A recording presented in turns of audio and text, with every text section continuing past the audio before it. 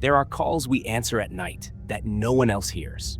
The voices on the other end don't belong to our world, and sometimes they whisper things we are not meant to understand. The Airbnb Support Center operates 24/7, handling everything from lost keys to broken heating. But the night shift? It's different. We deal with cases that never make it into the official logs, guests who vanish mid-stay, properties that no longer exist but still receive bookings, and worst of all, the ones who call for help but aren't supposed to be there. I learned the hard way that this job isn't normal. The night I was hired, my supervisor, Craig, handed me a small laminated card with 5 rules printed on it in bold red ink. He made me read them aloud. Rule number 1. If a caller claims they've been locked out of their Airbnb but there is no record of their booking, hang up immediately. Rule number 2. If you hear static for more than 6 seconds, do not say anything. Wait. If the call disconnects, do not attempt to call back. Rule number 3. If an Airbnb owner calls between 3:12 a.m. and 3:33 a.m. asking about a guest, tell them the booking is still active, no matter what.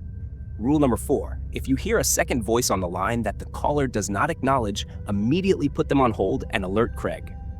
Rule number 5. If you receive a call from the host, do not answer. Do not speak. Turn off your monitor and wait. I laughed. Is this some initiation joke? Craig's face didn't change. He only shook his head and said, "You'll understand soon." My first few shifts were normal. I handled double bookings, Wi-Fi issues, guests complaining about strange noises in their rental. But on my 4th night, I got my first bad call. The line crackled, faint static buzzing in my ear. "Hello?" I said, glancing at the clock. 2:54 a.m. A woman's voice, shaky and frantic, came through. I need help. I booked this place, but someone's already here." I frowned, pulling up the property details. "Are you sure? The system shows you as the only guest." "No," she whispered. "There's someone in the living room. He looks like me." A cold shiver ran down my spine. "What do you mean?" She let out a shaky breath. I walked in, put my bags down, went to the bathroom. When I came out, he was sitting on the couch. He has my face. A shadow passed over my screen, just a flicker, a blink, but I swore I saw something move behind my reflection. I forced myself to stay calm. "Is he responding to you?" A pause. Then, in a voice identical to hers, "Yes." My blood turned to ice. The line filled with static. I counted 1, 2, 3, 4, 5, 6. Then it stopped. Silence. "Ma'am?" "Nothing." I checked the system. The booking had vanished. No record, no guest name. The property itself was still listed, but the owner hadn't updated their listing in years. I turned to Craig, my heart pounding. "What the hell was that?" He didn't look at me, just muttered, "Happens sometimes." The next night, I understood what he meant. At exactly 3:18 a.m., a call came in from a host, an old man with a thick accent. "I need to check on my guest." I hesitated. Rule number 3. Tell them the booking is still active, no matter what. I pulled up the listing. No guests booked. My throat went dry. "Yes, sir, your guest is still checked in." A pause. Then the man said, "Are you sure?" "Yes." Another pause. Then, quietly, "That is not possible." A chill ran down my spine. "Why not?" The old man took a slow, rattling breath. "Because I buried him yesterday." I stared at my screen. The cursor blinked in mock innocence. The call ended without another word. I turned to Craig. "Did you hear that?" He nodded. "You handled it right?" I swallowed hard. "And if I hadn't?" Craig finally looked at me. His eyes were dark, tired. "Then he would have come looking for you instead." I didn't sleep that morning. The next shift, I kept my eye on the clock. At 3:12 a.m., my hands trembled on the keyboard. I prayed no one would call. At 3:14 a.m., my screen flickered. A name appeared where there shouldn't have been one. The host. My blood ran cold. My headset crackled, the sound of deep, slow breathing filling my ear. Rule number 5. Do not answer. Do not speak. Turn off your monitor and wait. I forced myself to move, slamming the power button. The screen went black. The breathing continued. Closer. I shut my eyes, gripping my chair so hard my nails dug into the fabric. Something brushed the back of my neck. I bit my lip to keep from screaming. Then, silence. I opened my eyes. My monitor powered back on. The call log was empty. Craig placed a hand on my shoulder. "Good job." I turned, my voice barely a whisper. What is the host?" Craig didn't answer, just handed me my rule card again. The ink looked darker now, almost wet, like it had been rewritten. I ran my fingers over the surface, half expecting the letters to smudge, to stain my skin, but they didn't. They only pulsed beneath my touch, as if something was breathing inside the paper itself. Craig stood beside me, watching, his face unreadable. "You should go on break," he murmured. "Take 10. I didn't argue.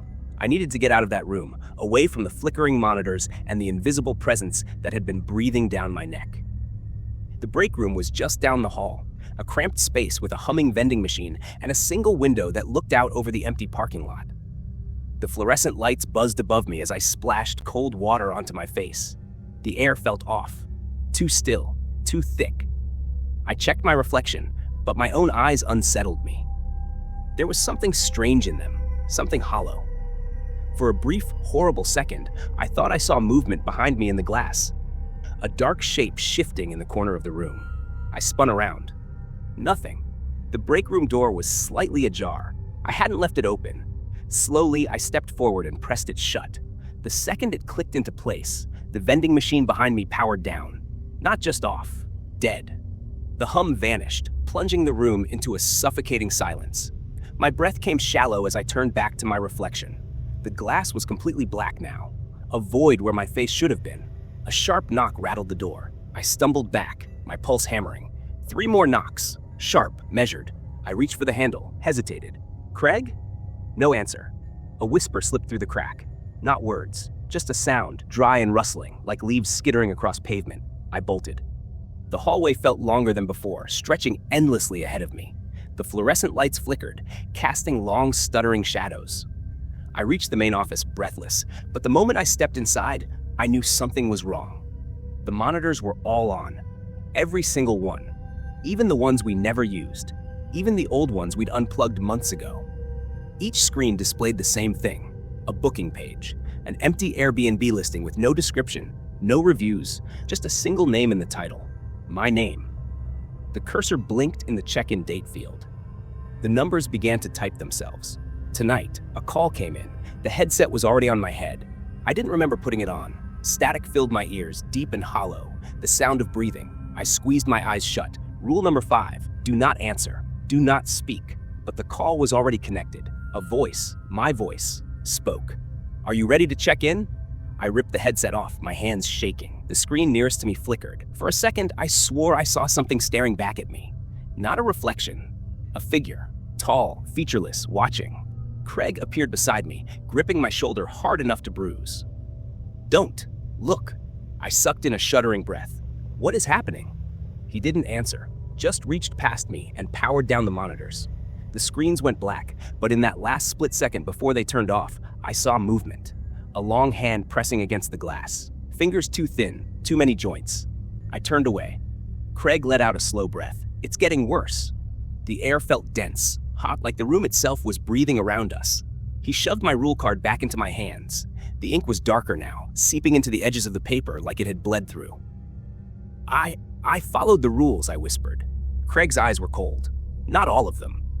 I opened my mouth to protest, but then I remembered. The break room. I'd spoken. I'd said his name. The knock, the whisper through the door. My stomach churned. What happens now? A phone rang. Not mine. Not Craig's. A single desk phone, one we never used. Craig stiffened. "Do not answer that." The ringing didn't stop, louder, more insistent. The temperature in the room dropped. My breath fogged in front of me. The phone stopped. Silence. Then the line crackled to life on its own. A slow exhale. Right behind me. I turned. The lights went out. The room swallowed me in darkness, so thick it felt alive, pressing against my skin, crawling into my lungs.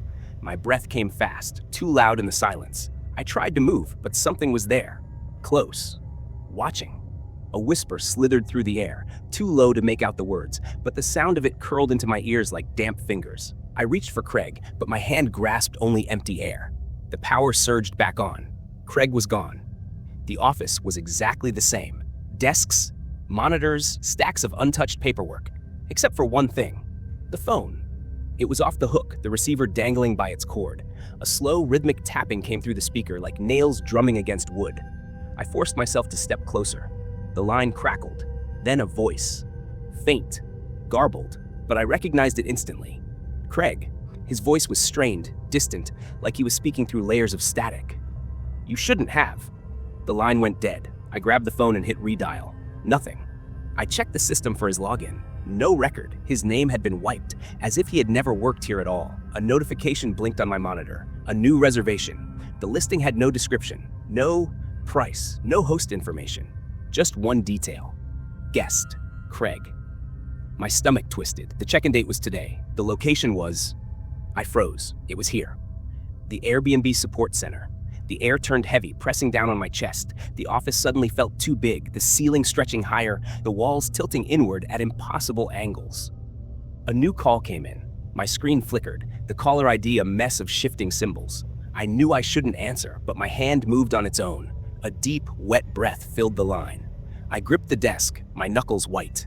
"Where is Craig?" A pause. Then something laughed, a sound that wasn't human.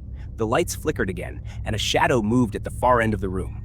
Not walking, gliding. I backed away, but my chair wouldn't budge. My body felt locked in place, muscles rigid with fear. The shadow stopped just short of the dim glow from my monitor. Close enough that I could see it wasn't Craig, but it was wearing his uniform. The thing stood there, unmoving. Its limbs were wrong, slightly too long, slightly too thin. A face that wasn't a face, just a blank expanse of skin stretched too tight. It lifted a hand, fingers curling, beckoning. The room grew colder. I looked down at my rule card, desperate, searching. The ink was darker. The words twisted, rearranged themselves as I read. Rule number 6, if Craig disappears, do not look for him. There was no rule number 6 before. My pulse pounded in my ears. I wanted to scream, to run, to do anything, but my body wouldn't listen. The thing in Craig's uniform tilted its head, almost curious. Then it stepped forward. The lights died, and everything went silent. A crushing, unnatural silence. No buzzing lights, no hum of the computers, not even the faint ringing in my ears from sheer terror. It was the kind of silence that made the world feel wrong, like I'd been sucked into a vacuum where sound, and maybe even reality, no longer existed. I couldn't see, couldn't move, but I felt it. The thing in Craig's uniform, standing right in front of me. I didn't breathe, didn't blink. Then, a hand closed around my wrist. Not a normal hand. The fingers were too many, jointed in the wrong places, and cold. A sickly, seeping cold that sank into my bones, numbing me from the inside out. The silence shattered.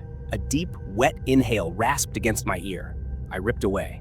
My legs almost buckled as I staggered backward, my breath coming in ragged gasps. The emergency lights flickered weakly overhead, casting long, jagged shadows across the room. The thing was still there, but it wasn't Craig anymore. It had never been Craig. The uniform hung wrong on its body, too loose, like it was borrowing his skin but didn't quite know how to wear it. Its head twitched, jerking unnaturally from side to side. And its face, God, its face, a shifting mass of nothing. Like my eyes refused to process what I was seeing. Then it smiled, not with a mouth. It had no mouth. But something in the air bent around it, like an unseen force was grinning at me, stretching wide, splitting the space between us with a silent, hungry amusement. I turned and ran. The hallway warped as I moved, twisting like the walls were breathing, alive. The fluorescent lights flickered in frantic bursts, casting grotesque, shifting shadows along the floor. The whispering started again, soft at first, skittering, moving along the walls, inside the vents, beneath the floor. I didn't stop, didn't look back. The emergency exit was just ahead, the red glow of the sign flickering. My hand shot out for the handle, and the door vanished. 1 second it was there. The next, just a blank wall, smooth, seamless. A laugh echoed from behind me. I turned slowly, my pulse hammering against my ribs. The thing had followed. Standing at the end of the hall, its head tilted, its many-fingered hands twitching. It wanted me to run.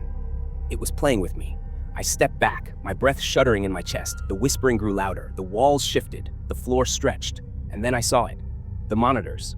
Every screen in the office had turned back on, and they were all showing me. Different angles, different moments. Me sitting at my desk. Me in the break room, me sleeping in my apartment. A new call came in. Ring. I couldn't move. Ring. The air turned thick, heavy, pressing against my skin like something unseen was wrapping around me. Ring.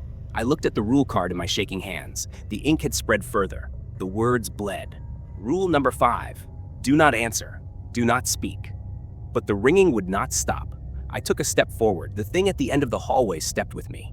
And then, I picked up the phone, a mistake. The second my fingers touched the receiver, the world lurched. The floor twisted beneath me, the air snapped with static, and for a split second I felt like I was falling through something wrong, something that wasn't supposed to be touched. Then, silence. Not just the absence of sound, but something deeper, like the entire world had been muted. I tried to breathe, but my lungs felt heavy, like the air was thickening, solidifying inside of me. Then came the voice. Not from the phone, from inside my head. A deep, crawling whisper that spread like cold fingers through my skull, pressing against the back of my eyes, wrapping around my thoughts like it was trying to become part of me. You shouldn't have answered. I threw the receiver down. The moment it hit the desk, sound crashed back in. My ears rang, my vision blurred, and a horrible, wet coughing sound echoed from somewhere behind me. I didn't turn around. I couldn't. My body locked up, every nerve screaming that something was there. Close enough that I could feel it. Breathing, dripping. The lights overhead buzzed, flickering wildly. Shadows stretched across the walls, shifting in ways they shouldn't. Then, movement, a dragging sound, slow, deliberate. Coming closer, I clenched my fists, forcing myself to move, one step, then another. My legs felt heavy, like I was wading through something thick and unseen. I needed to get out. I needed to... The monitors changed. Every screen in the office flickered at once, the distorted images of security footage rolling in jittery, flickering frames. And every screen showed the same thing. Me, standing at my desk. But I wasn't alone. The thing was behind me. Right behind me. I spun around. Nothing. Just the empty office. The shadows still writhed across the walls, stretching unnaturally, but the thing in Craig's uniform, the thing that had whispered to me through the phone, was gone. Except, my screen blinked. A new reservation had appeared in the system. I stepped forward, my heart hammering. There was no description, no host name, just a single guest entry. Guest you. Check-in time now. I stumbled back, my computer shut off, the room went cold. And then, from the hallway, the sound of footsteps. Slow, deliberate, coming straight toward me. They echoed through the hallway, slow and deliberate, pressing into my skull like nails being driven into my brain. Each step landed with a wet, dragging weight, as if something heavy and wrong was making its way toward me. I couldn't breathe.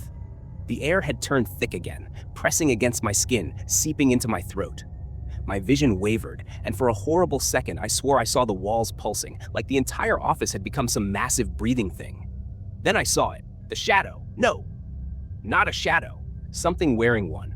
It stood just beyond the dim red glow of the exit sign, its form warped and shifting. Too tall, too thin. The outline of a man, but wrong. And it was waiting. For me, I took a step back, my pulse hammering so hard it hurt. The monitors flickered, static crawling over the screens like hungry fingers. The reservation system blinked, and suddenly, new guest added.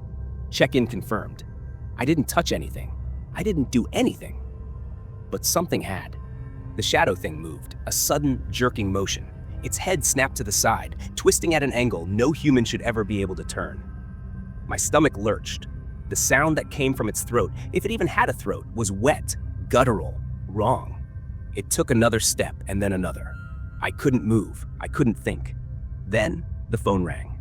A shrill, piercing scream in the dead silence of the office. I flinched, my body jerking as if I'd been shocked.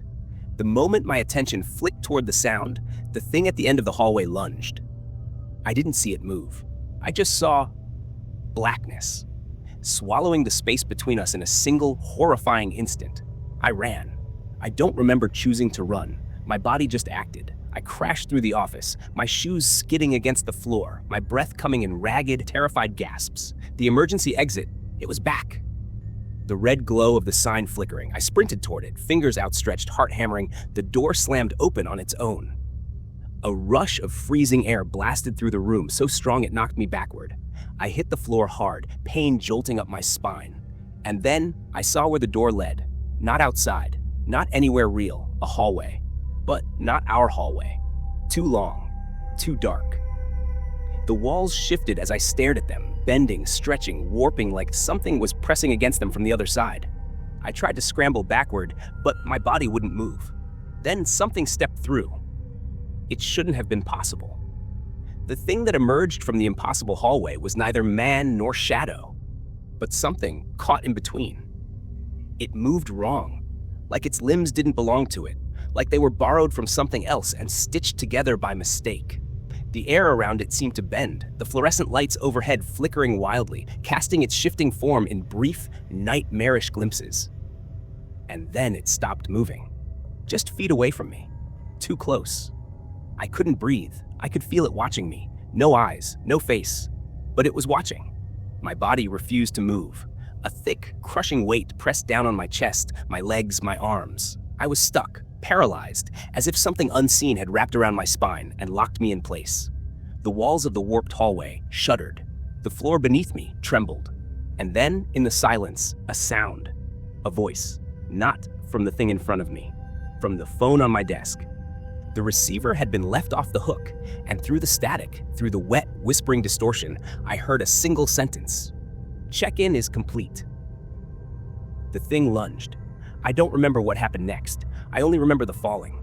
1 second I was in the Airbnb office. The next, I was somewhere else, somewhere cold. I landed hard, the impact knocking the air from my lungs.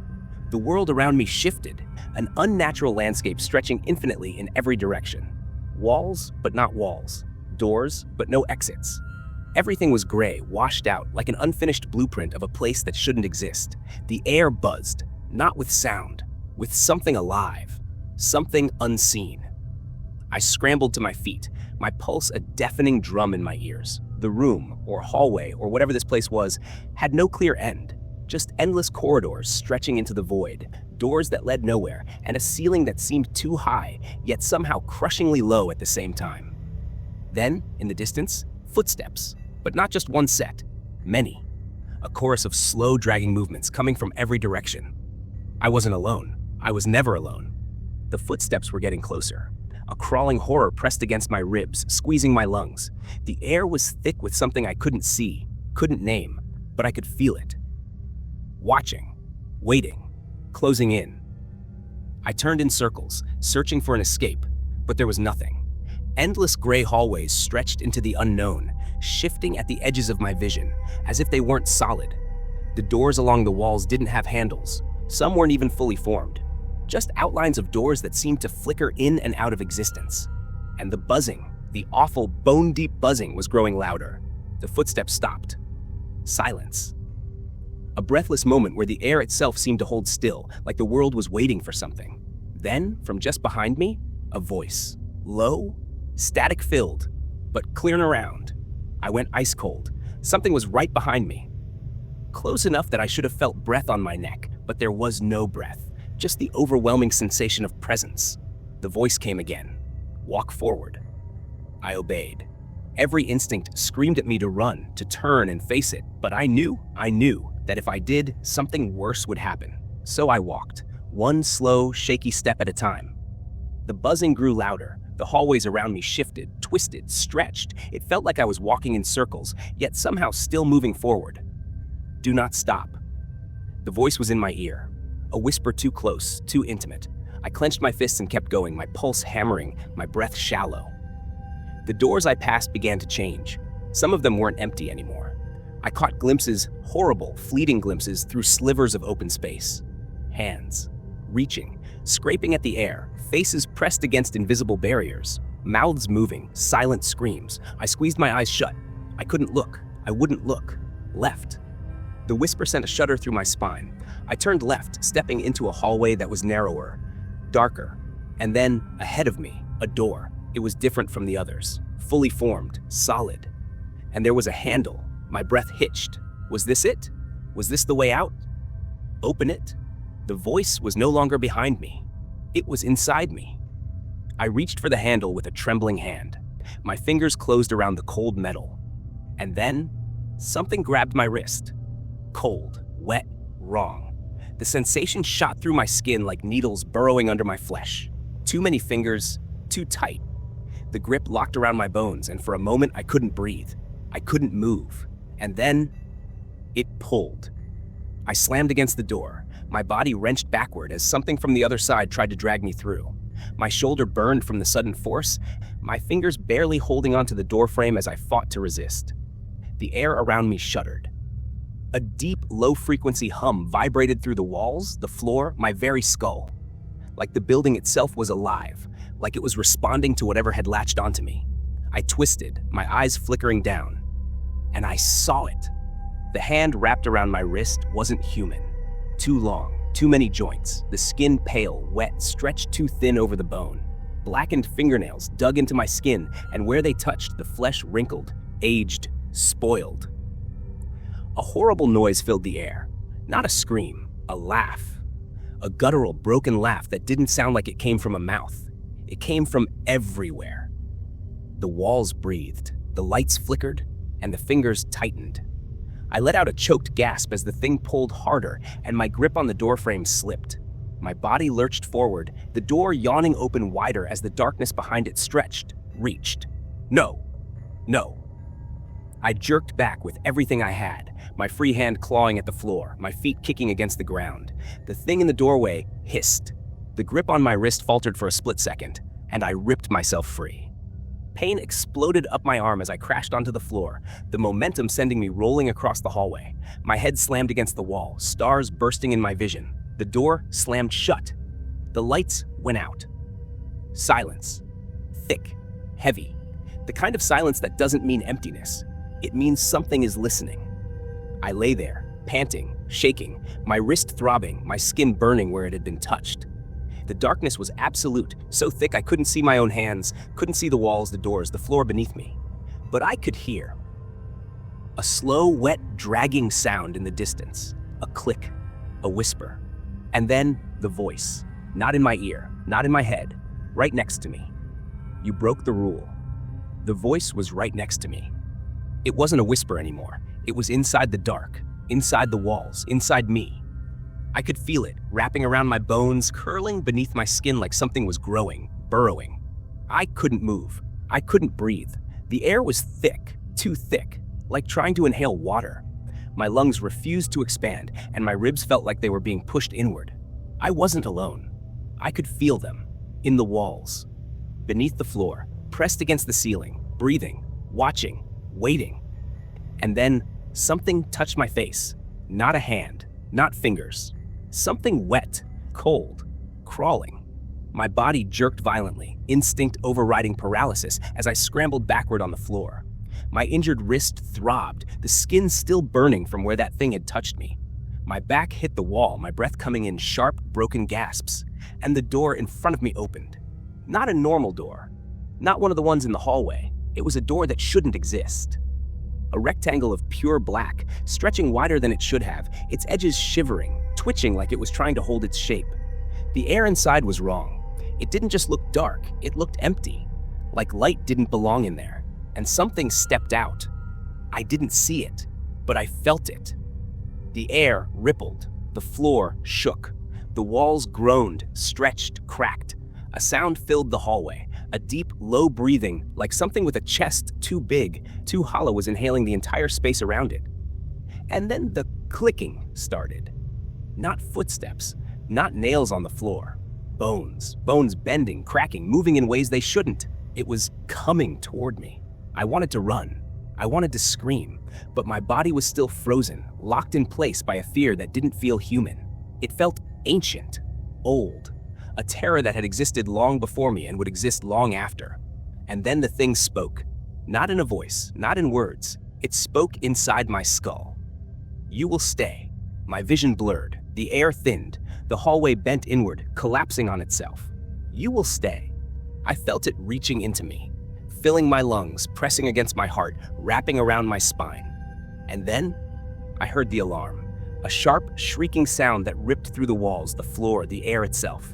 The entire hallway lit up with red flashing lights, sirens wailing in a pattern so unnatural it made my teeth ache. The presence shuddered. For the first time, it hesitated. And then, it vanished.